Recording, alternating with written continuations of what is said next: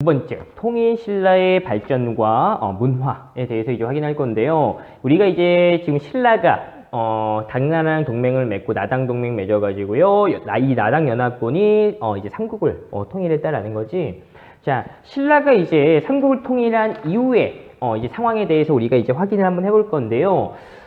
먼저 우리가 이 신라라는 나라가 우리가 저번에 탑할 때요. 신라의 탑할 때 크게 신라를 세 개의 시기로 구분한다라고 얘기했어요. 신라의 상대, 중대, 하대 이렇게 이제 나누는데요. 왜 이제 그렇게 나누고요? 그렇게 나누는 기준이 뭐고? 그 다음에 어떤 이제 시기별의 특징을 먼저 한번 보고 우리가 이제 본격적으로 나가 볼게요. 자, 보면은 먼저 자, 기원전 57년 이때가 이제 어떻게 돼? 이제 신라가 건국이 된 거고요. 자, 그다음에 언제 이제 신라가 멸망을 하게 되냐면 자, 935년 이때 이제 멸망을 하게 된다라는 겁니다. 자, 이렇게 이제 확인을 하고요. 이제 그래프를 한번 좀 이제 그려 볼 건데요. 자, 요렇게 또 요렇게 한번 그려 볼게요. 자, 그래서 자, 여기 앞쪽을 우리가 신라 상대, 여기를 신라 중대, 여기를 이제 신라 하대라고 이제 이야기할 거고요. 이 상대와 중대, 중대와 하대를 가리는 어떤 이제 기준이 있겠죠. 그냥만 이렇게 나누지 않았을 거 아니야. 어떤 기준에 의해서 이렇게 이제 나눴을 거다라는 거죠. 자, 상대와 중대 같은 여기가 이제 654년, 여기가 이제 780년 이렇게 이제 되는데 연도가 중요한 건 아니에요. 자, 우리 지금 신라가 기원전 57년에 건국이 되고 나서 935년까지 이제 지속된 나라야. 대략적으로 봤을 때 약 1000년 동안 이제 유지됐던 나라죠. 이 신라라는 나라가요. 자, 근데 지금 이제 상대, 중대, 하대를 이제 구분을 하게 되는데요. 그러면 이 구분하는 어떤 이제 그 기준이 뭐냐라는 거예요. 한번 봐볼게요. 자, 우리 이 구분하는 기준은요, 우리 지금 현재 남아있는 그 역사책 중에서 가장 오래된 역사책, 고려시대에 김부식이라는 사람이 썼던 삼국사기에 이렇게 이제 신라를 세 개의 시기로 이제 구분을 해놨는데요. 자, 그 기준이 뭐냐면 결국에는 왕이 될 수 있는 자격 조건이 무엇이냐에 따라서 이렇게 이제 세 개의 시기를 이제 나누었다라고 이제 보면 됩니다. 자, 우리가 이제 지난번에 어떤 이제 신라의 사회에 대해서 확인을 할 때요, 신라 이제 골품제 라는 거 이제 확인했었죠. 뼈에 따른 어떤 이제 등급이 있다. 그래서 이제 골 같은 경우에는 뭐 성골, 진골, 뭐 품 같은 경우에는 1에서 이제 6두품까지 이렇게 있었는데, 자, 일단 우리가 알고 있는 이제 골품제라고 이제 이야기를 딱 들었을 때요, 왕이 될 수 있는 자격 조건에 따라서 이렇게 나온다며. 자, 일단 기본적으로 왕은 누구만 왕이 될 수 있는 거야? 어떤 계층만, 골품제에서. 자, 그렇죠. 성스러운 뼈다귀. 그렇죠. 성골들만 기본적으로 이제 왕이 될 수 있는 자격 조건을 갖췄다라는 거야. 자, 그런데 시간이 지나면서 이제 성골들이 없는 거예요. 자, 예를 들어서 우리 한번 봐보세요. 우리가 이 삼국 중에서 유일하게 신라에만 여왕이 있었어요. 여자 왕이 있었다라는 거야. 독특하죠? 신라에만 그렇게 있으니까. 그 어떤 신라에서 여왕이 이제 등장할 수 있는 어떤 이제 배경이 되는 것도 골품제가 또 이제 들어가는 거예요. 성골들만 왕을 할 수가 있으니까 성골들 중에서 남자가 없어. 그럼 누구도 하는 거야? 성골인 여자도 하는 거죠. 그래서 이제 여왕이 이제 막 등장했다라는 거야. 자, 결국에는 어떻게 돼? 그러니까 결국에는 성골과 성골들끼리 결혼해가지고 이제 성골 이렇게 되는 건데 기본으로 이제 생각을 해보면 뭐 특수한 경우도 있긴 하지만, 근데 더 이상 어떻게 돼? 성골이 없다라는 거야. 없어졌어요. 없어요. 그러면 어떻게 돼요? 이제 누가 이제 왕을 해야 되는 거야? 성골이 이제 사라지면. 성골 바로 아래가 뭐라고 불러요? 진골이라고 얘기하죠. 자, 그래서 자, 이 중대나 하대 같은 경우에는요, 자, 진골들이 이제 왕을 할 수가 있었다라는 거야. 이제 성골이 이제 사라졌으니까 두 번째였던 진골들이 왕을 할 수가 있었는데, 자, 그러면 이 중대와 하대를 또 이제 어떻게 이제 이렇게 구분을 했냐 이렇게 이제 보면요. 자, 이 중대 같은 경우에는 그냥 진골이 그러니까 진골들 가운데서 자, 무결 왕의 직계 자손들 이 중대 때 왕을 했었고요. 자, 하대 같은 경우에는 이제 진골 중에서 자, 뇌물 반계 자손들이 왕이 될 수 있는 자격 조건을 갖추었다 이런 뜻이에요. 자, 일단 이 무열이라고 하는 거는 이제 무열왕을 이야기하는데 진골 출신 가운데서 최초로 왕이 됐던 사람이 바로 무열왕이야. 일단 여기가 이제 무열왕이 이제 즉위를 한 거예요. 자, 이게 이제 무열왕을 이야기하는 거야. 그러니까 무열왕의 직계 자손이라고 하는 건 뭐야? 무열왕의 아들. 이 왕이 되고요. 또 이제 그의 아들이 또 어떻게 돼? 왕위를 물려받아서 왕위에 오르고 또 그의 아들이 왕위에 오른다. 그러니까 직계 자손들이 어떻게 돼? 왕위에 쭉 이제 이어서 이제 왕위에 오른다라고 하는 게 지금 이제 신라 중대다라는 거예요.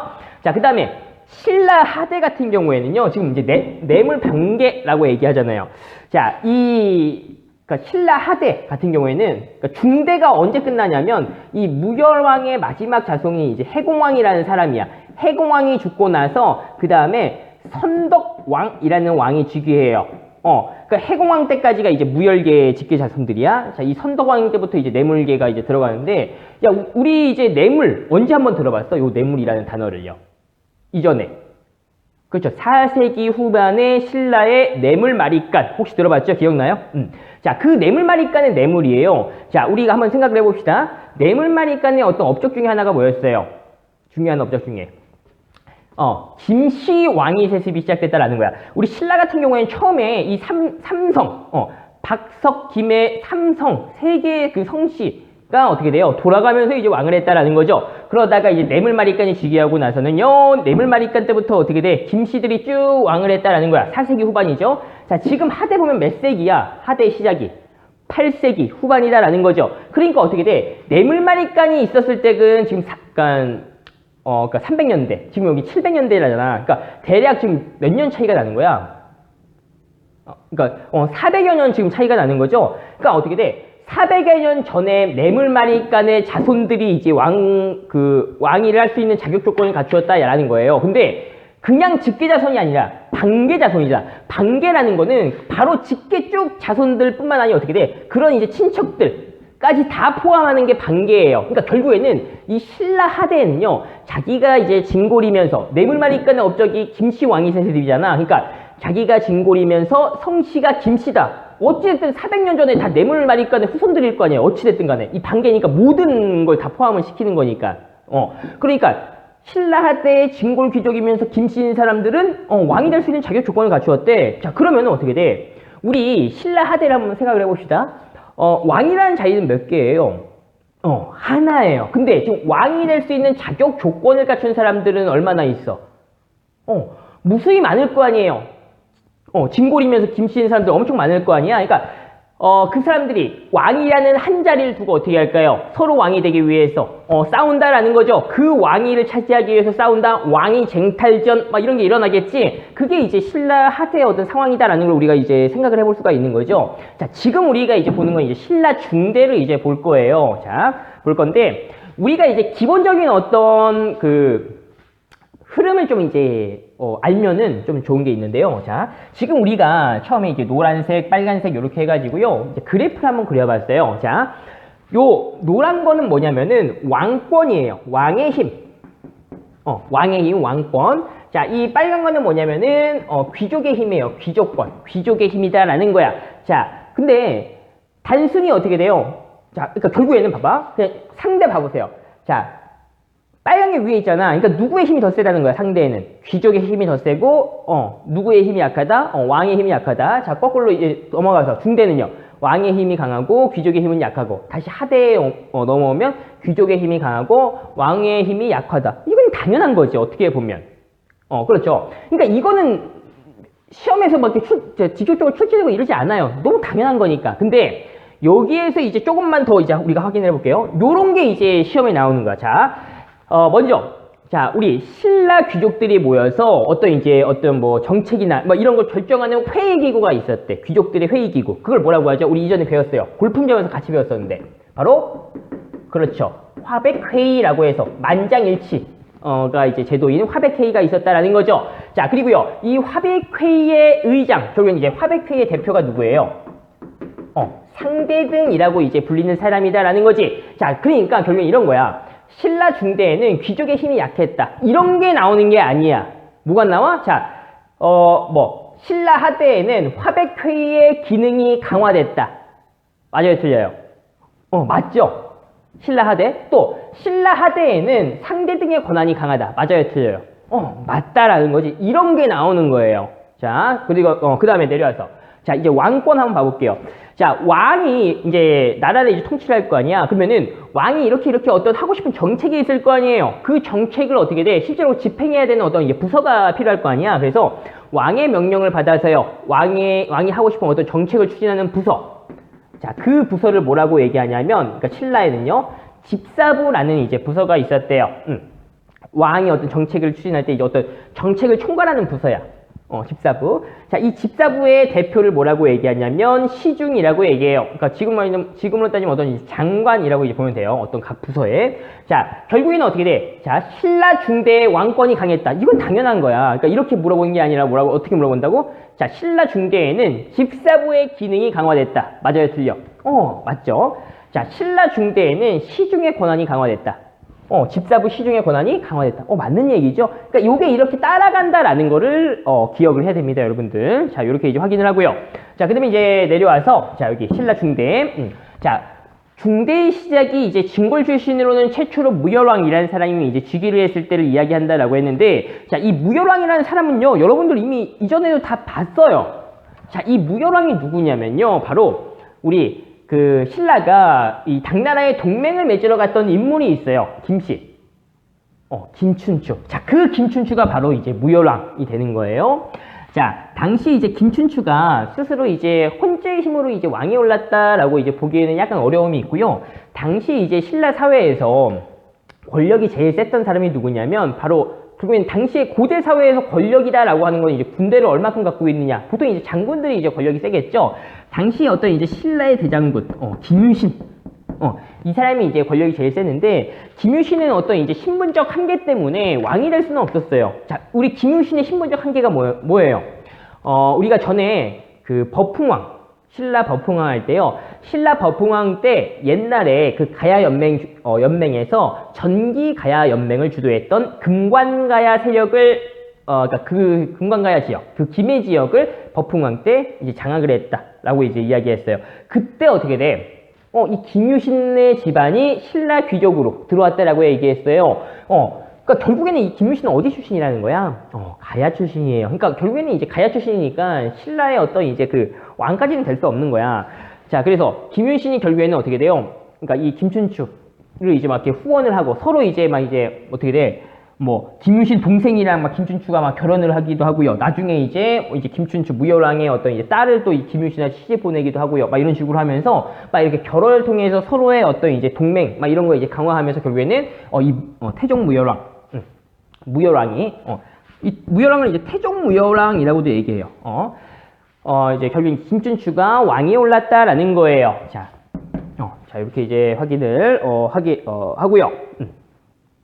하고 이제 이렇게 해서 이제 삼국통일 이제 시작을 막 하고 있는 거야. 하고 있다가 하지만 이 무열왕은 이 삼국통일이 딱 된 거를 보지 못했어요. 자, 이 무열왕 지금 무열계 직계자손이잖아. 그러니까 무열왕의 아들이 그 다음에 왕위를 잇겠죠. 자, 다음 왕이 누구냐면은 문무왕이라고 이제 이야기하는데 이 문무왕 때 이제 삼국통일이 완성이 돼요. 삼국통일이 완성이 된다. 라는 거예요. 자, 이렇게 이제 확인을 하고요. 자, 그런데 이 문무왕 같은 경우에는 이제 죽기 전에 자기를 그 바닷가에 묻어달래요. 자, 그래서 바닷가에 무덤을 만들어요. 그걸 뭐라고 얘기하냐면 대왕암이라고도 얘기하고요. 또 다른 말로 문무왕릉이라고도 얘기하는데, 자, 우리가 경주 한 번씩은 가봤을 거예요. 자, 경주 우리가 갔을 때 그 경주 코스 중에서 바닷가를 꼭 한번 대부분 들릴 거예요. 자, 바닷가 딱 가요. 딱 내려서 바닷가 저기 앞에 저 바위 막 이렇게 있는데 거기가 어떤 왕의 무덤이래요. 그게 바로 누구의 무덤? 문무왕의 무덤이에요. 대왕암, 문무왕을 이렇게 이제 부르는데, 자, 문무왕이 이제 이제 바다에 묻어달라고 이제 유언을 한 거야. 자기가 이제 죽어서 용으로 이제 환생을 해가지고요. 이 신라를 이 바다에서 이제 신라에 쳐들어오는 외적을 이제 지키겠다. 용이 되어가지고요. 그렇게 이제 이야기를 한 거예요. 자, 그래서 이제 대왕암 이렇게 있고요. 자, 그러니까 문무왕이 죽어서도 이제 신라를 지키겠다라고 이야기한 거잖아요. 그러니까 이 문무왕의 아들, 자, 당시에 이제 문무왕의 아들이 누구냐면은, 자, 우리 신라 통일 신라 때 제일 유명한 왕이다라고 하는 왕이 이 신문왕이에요. 꼭 기억을 하세요. 자, 이 신문왕이 어떻게 생각할까? 자기 아버지에 대해서. 너무너무 감사하겠지? 아버지가 죽어서도 신라를 지키겠대요. 자, 그러니까, 자, 이러한 아버지의 어떤 이제 아버지의 은혜에 감사하기 위해서 절을 만들어요. 자, 그게 이제 가문사라는 절이고요. 자, 지금은 이제 터만 남아 있고요. 자, 이 가문사에 보면은 3층 석탑이 만들어졌어요. 가문사지 3층 석탑. 자, 우리가 석탑할 때 이야기했어. 탑할 때 얘기했어. 자, 신라 중대하대의 어떤 특징적인 게 뭐예요? 탑의 특징. 몇 층 석탑? 그렇죠. 3층 석탑이다라는 거죠. 3층 석탑. 요것도 이제 가끔 등장하는 거니까, 여러분들 이제 좀 확인을 하고요. 자, 그 다음에, 자, 이 신문왕 때가 어떤, 왕권이 좀 이제, 강화되면서 어느 정도 안정화됐다 이렇게 볼 수가 있는 건데요. 자, 신문왕이 자기를 이제 어떻게 돼? 저항하는 세력들을 물리쳐요. 자, 당시에 이제 신문왕에 저항했던 세력이 누구였냐면, 자, 김음돌이라는 사람이었어요. 김음돌의 난, 당시 이 김음돌이라는 사람이 귀족들과 함께 난을 일으켰대. 근데 중요한 건 뭐냐면, 이 김음돌이라는 사람이 누구냐면요, 이 신문왕의 장인어른이야. 자, 그러니까 뭐 어떻게 돼? 자기 부인의 아버지가 난을 일으켰다라는 거지. 그것까지도 어떻게 돼? 신문왕이 진압을 해버렸다라는 거지. 김음돌의 난을 요거 이제 진압을 하고요. 자, 진압을 하면서 어떻게 해? 진압했다. 결국에는 귀족들의 반란을 진압했다. 왕권이 그만큼 강하다. 이렇게 이제 알 수가 있다라는 거지. 자, 그렇게 이제 확인하고요. 자, 그 다음에 또 신문왕의 업적들이 여러 가지 중요한 게 많이 나와요. 자, 먼저 자, 관료전이라는 걸 지급을 하고요. 자, 그 다음에 뭘 폐지했냐면 노급을 폐지했대요. 자, 관료전을 지급하고 노급을 폐지했다. 요 관료전, 뭐 노급 이런 게 뭔지는요, 우리가 다음 시간에 한번 이제 설명을 따로 한번 해볼게요. 자, 일단 이제 알아두기만 하세요. 자, 그 다음에 신문왕 같은 경우에는 또 뭐냐면은 국학이라고 해서요, 학교에요, 국학을 설치했다라는 겁니다. 자, 국학을 설치하고요. 자, 그 다음에 또 요런 거 조직했대. 뭐 부서당. 요게 이제 뭐냐면 중앙군이에요. 요게 이제 뭔지는 아주 좀 이따 이제 바로 할 거고요. 자, 그래서 일단은 우리가 이제 통일신라에서 요 신문왕의 업적이 중요하다라는 거 기본적으로 알고 이제 있어요. 자, 하고 그 다음에 여기 이 신라 상대, 중대, 하대 이렇게 나눈 표 있죠? 요거 이제 기억하고, 자, 이제 본격적으로 이 신라의 어떤 이제 정치제도, 중앙정치제도, 제도사에 대해서 한번 봐볼게요. 본격적으로 첫 번째 통치체제 한번 봐볼게요.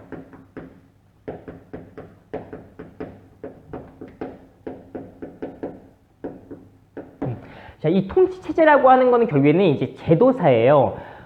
예를 들어서 뭐 이제 중앙제도, 뭐 지방제도, 뭐 군사제도, 교육제도, 뭐 교통, 통신제도, 이런 식으로 제도사인데, 우리가 이 역사에서 이 제도라는 게 어떤 좀 이제 우리가 어떤 나라를 운영하는데 어떤 기본 틀이 되는 거잖아. 그래서 지금 여기 통일신라, 그다음에 뭐 발해, 뭐 고려, 조선, 모든 나라 어떤 시작할 때 보면 우리가 제도사를 한번 정리를 할 거예요. 이런 식으로 뭐 중앙, 지방, 뭐 이제 군사, 요 세 가지는 일단 필수로 거의 다 나오고, 그 외에 뭐 이제 뭐 교육이라든지 뭐 관리등용 제도라든지 뭐 교통, 통신 제도라든지 그런 거 이제 추가적으로 이제 볼 건데, 특히 이제 중앙, 지방, 군사 제도 요 세 가지는 여러분들 꼭 잘 기억을 해야 돼요. 계속 이제 나라가 이제 새로운 나라가 등장할 때마다 이러한 제도 관련된 역사를 처음 이렇게 확인할 거예요. 시작할 때마다. 자, 먼저 첫 번째, 자, 중앙정치제도 한번 볼게요.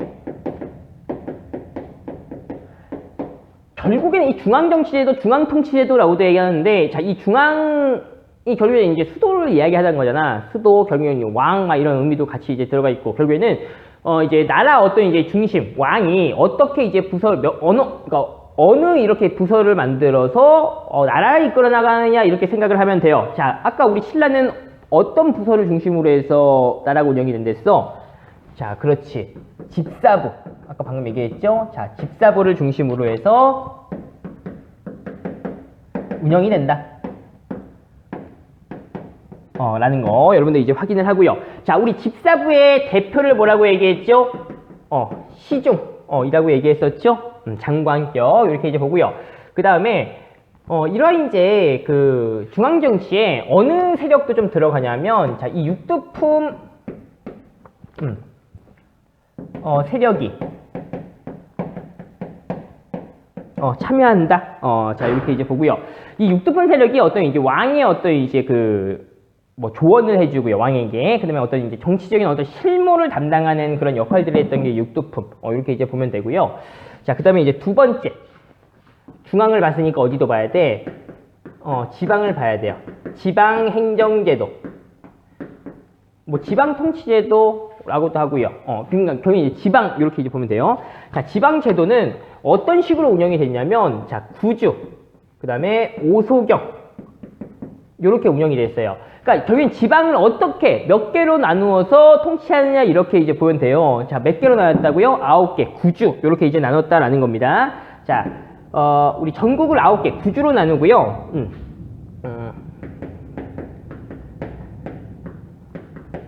자, 구주로 나누고, 자, 그 밑에 군과 현 이렇게 이제 설치해서 여기에다가 지방관을 파견했다.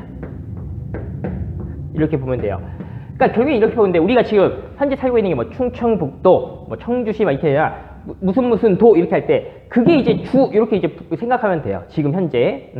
그리고 여기 뭐 그 주 아래에 무슨 군 현이 있다. 지금도 뭐 충청북도 무슨 시 무슨 군 무슨 면 막 이런 것처럼 그 밑에 이렇게 하위 단위가 있다. 그 정도 여러분들 생각을 하고요. 자, 그 다음에 또 이제 여러분들이 요건 이제 구주와 관련된 내용이고, 자, 이 오서경과 관련된 내용 여러분들이 좀 기억을 해야 돼요. 자, 소경이라고 하는 거는 작은 수도 이라는 뜻이야. 작은 수도다. 자, 우리 신라의 수도가 어디예요? 경주죠. 자, 경주 같은 경우는 우리 한반도에서 봤을 때 전체적으로 어떻게 돼? 동남쪽에 치우쳐져 있다라는 거지. 자, 이 동남쪽에 치우쳐져 있다라는 거지요. 그래서 한번 우리 삼국이 이렇게 통일됐을 때 동남쪽에 치우쳐져 있으니까 이 뭐 태백산맥, 소백산맥이 여기 이렇게 동쪽에 이렇게 있잖아요. 이 바깥에 뭐 경기, 충청, 전라 요 일대를 이제 효과적으로 다스리기가 좀 어렵다. 한쪽으로 치우쳐져 있기 때문에. 그래서 경주 말고 작은 수도라고 해가지고요, 요 바깥에다가 곳곳에 이렇게 작은 소경을 만들었어요. 그게 이제 오소경 이렇게 이제 부르는 겁니다. 자, 왜 이제 오소경을 만들었냐면, 자, 신라 수도 경주가 동남쪽에 치우친 점을 어떻게 하기 위해서, 보완하기 위해서